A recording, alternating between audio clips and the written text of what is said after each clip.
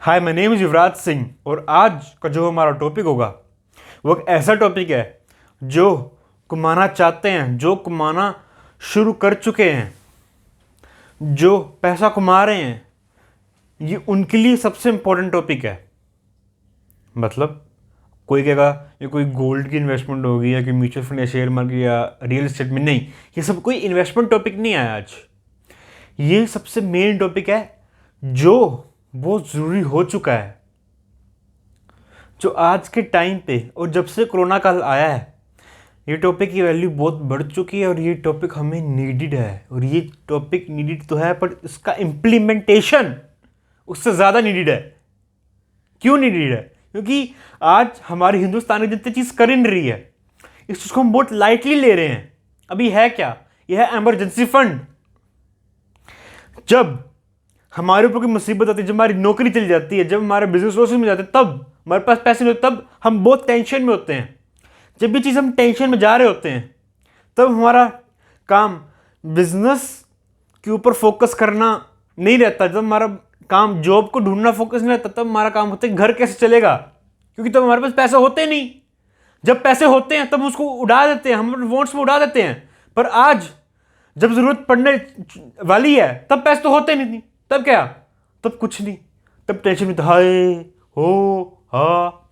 ये सब चीजें जब पैसा हो तब कर लेनी चाहिए कि ताकि आने वाले टाइम पे काम आ सके।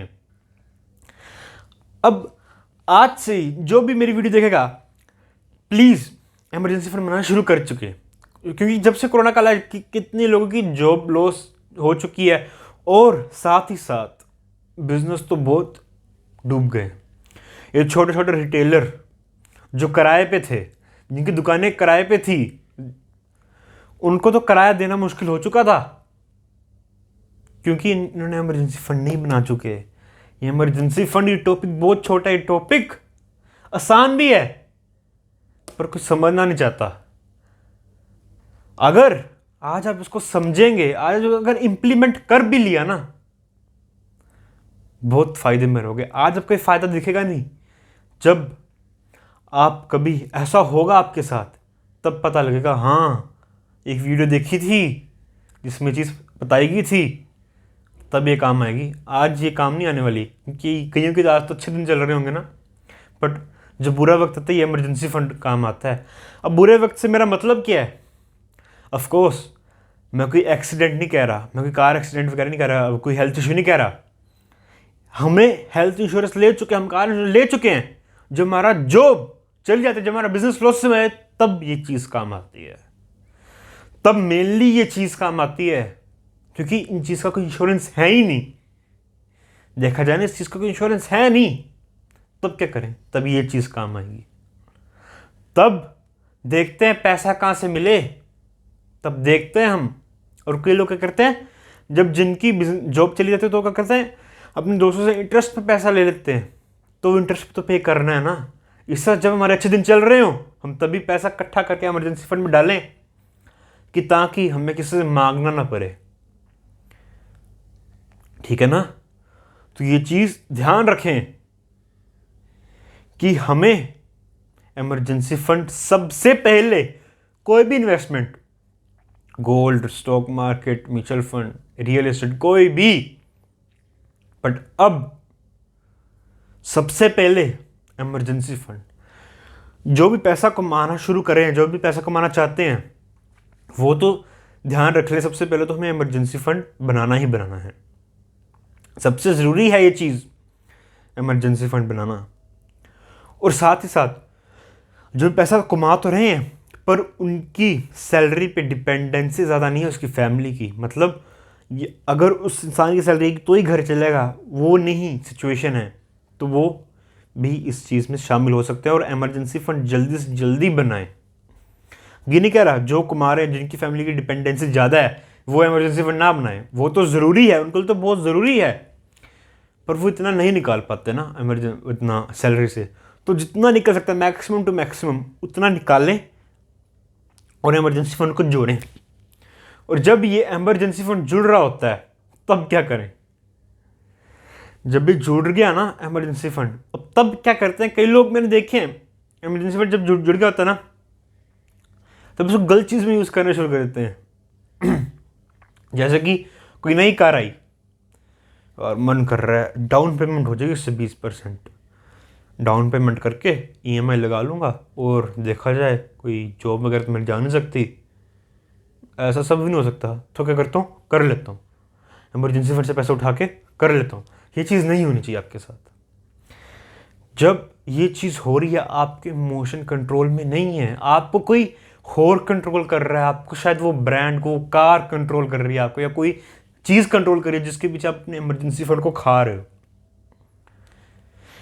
तो ध्यान रखिए, जब आप इमरजेंसी फंड बनाए तो आप बहुत स्ट्रिक्ट हो जाओ कि हाँ, जब कोई जॉब लॉस या बिजनेस में लॉस आएगा हम सिर्फ तब भी उस चीज़ को यूज़ करेंगे, नहीं तो वरना नहीं मतलब नहीं यूज़ करेंगे।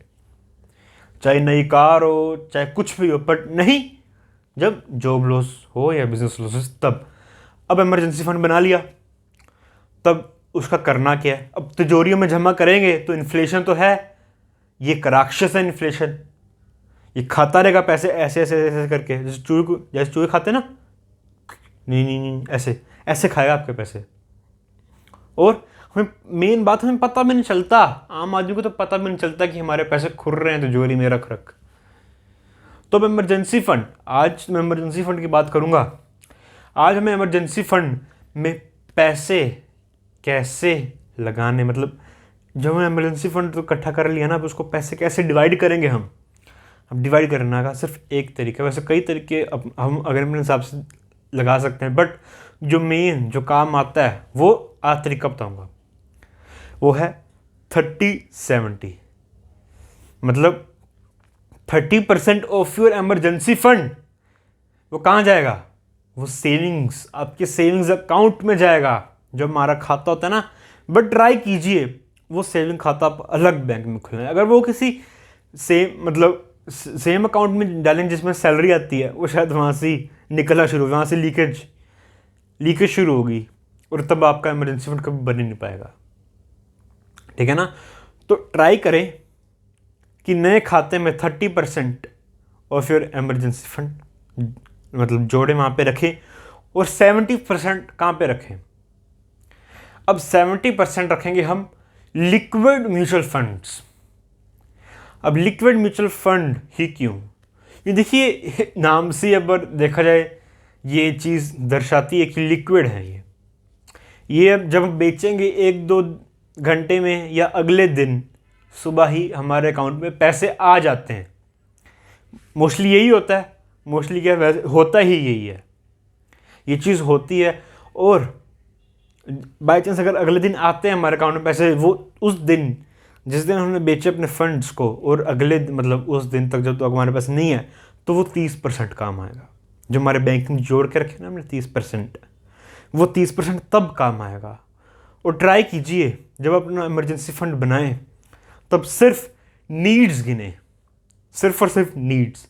अब वांट्स तो हम, क्योंकि हम अपने मुश्किल टाइम वांट्स को रोक सकते हैं, पर नीड्स को कभी नहीं रोक सकते। अब ये थोड़ा पैसे की कमी आ गई, मतलब कुछ जॉब वगैरह चलेगी या बिजनेस लॉस में जा रहा है तो खाना पीना छोड़ दे, अब ये चीज़ थोड़ा हो सकती है। पर हम बाहर घूमना छोड़ सकते हैं, हम बाहर महंगे महंगे होटल में खाना खाना छोड़ सकते हैं, हम नई कार के बारे लेना छोड़ सकते हैं, नया फ़ोन छोड़ सकते हैं, पर खाना पीना, घर का रेंट, EMI वगैरह पे करना, ये चीज़ें नहीं छोड़ सकते। ये चीज़ें हमारी ज़रूरतें बन चुकी है आज के टाइम पे। ठीक है ना। पहले भी ज़रूरत थी, पर EMI पहले देखा जाए ज़रूरतें नहीं थी। जब से EMI का कंसेप्ट लॉन्च हुआ तब से हमारी नीड्स में काउंट होनी शुरू हो चुकी है, वैसे ये चीज़ आती नहीं थी। चलो अब आगे चलते हैं।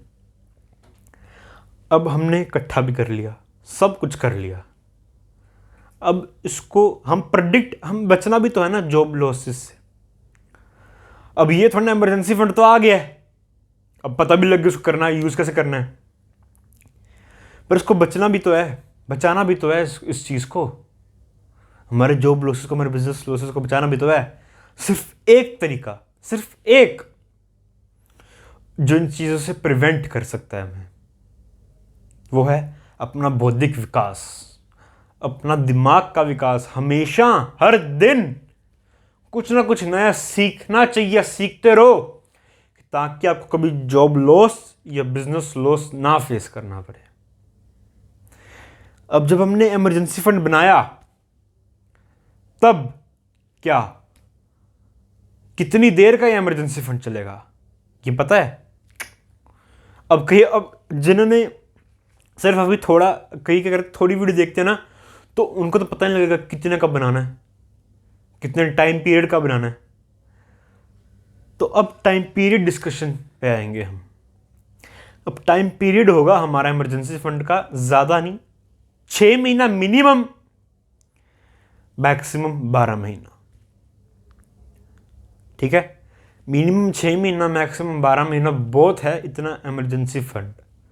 और ये ट्राई कीजिए अपनी इन्वेस्टमेंट से सबसे पहले इन्वेस्टमेंट से भी पहले ये चीज़ आती है। और जब आप पैसा कमाना शुरू करें, ट्राई कीजिए मैक्सिमम टू मैक्सिमम पैसा, जब पैसा कमाना शुरू करते हैं ना, मैक्सिमम टू मैक्सिमम पैसा आप इस इमरजेंसी फंड में डालें। अगर आपकी फैमिली पर डिपेंडेंसी, आपके पैसे की फैमिली पर डिपेंडेंसी नहीं है तब। अगर है तो जितना डल सकता है उतना डालें, चाहे मिनिमम भी डले उतना डालें। अगर फैमिली डिपेंडेंसी आपके पैसे का नहीं है तो डालते जाएं जितना मैक्सिमम।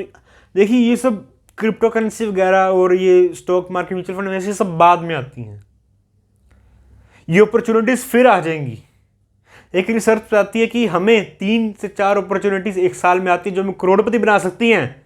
ये तो नहीं है एक साल में 25-30 अपॉर्चुनिटी आ जाए और आपने सारी मिस कर दी। अगर मिस कर भी दोगे ना, तभी अगले साल एक ऐसी अपॉर्चुनिटी आ जाती है आप करोड़पति बन सकते हो। तो ये मत सोचना अगर मैं पैसा नहीं डालूंगा तब तो मैं करोड़पति बन नहीं पाऊंगा। बन जाओगे तभी भी। एक साल में 3 से 4 अपॉर्चुनिटीज आएंगी और आपको करोड़पति बनाएंगी, बट देखना चाहिए हमें, हमारी आंखें खुली होनी चाहिए उस अपॉर्चुनिटी पे। ठीक है ना? तो सबसे पहले इन्वेस्टमेंट से भी पहले जो चीज़ आती है हमारी इमरजेंसी फंड आती है। अगर इमरजेंसी फंड बना लिया तो अपॉर्चुनिटीज बड़ी बड़ी आएंगी और हमें तब टेंशन नहीं होगी कि हम लॉस में चलेंगे। अगर हम लॉस में चले भी गए ना उस अपॉर्चुनिटी की वजह से, तो हमें टेंशन नहीं होगी कि हमारा घर कौन चलाएगा। तब आप बिजनेस में बहुत रिस्क ले सकते हो। कई लोग तो रिस्क इसलिए लेते हैं क्योंकि उनके पास इतना इमरजेंसी फंड होता नहीं है कि वो चला पाए अपना घर। तो इसलिए आप इमरजेंसी फंड लेके अब बिजनेस पे थोड़े बड़े बड़े रिस्क जिसकी वजह से आपका बिजनेस भी स्केल होगा। ऑफकोर्स अगर कोई हम नया स्टेप लेते हैं, रिस्क भी होता है उसमें। यह नहीं है कि सिर्फ मुनाफा ही देखें, रिस्क भी होता है। ठीक है ना? तो इसी के साथ मैं ये वीडियो समाप्त करता हूँ। और कोई भी डाउट हो आपका, आप मुझे कमेंट कर सकते हैं। धन्यवाद।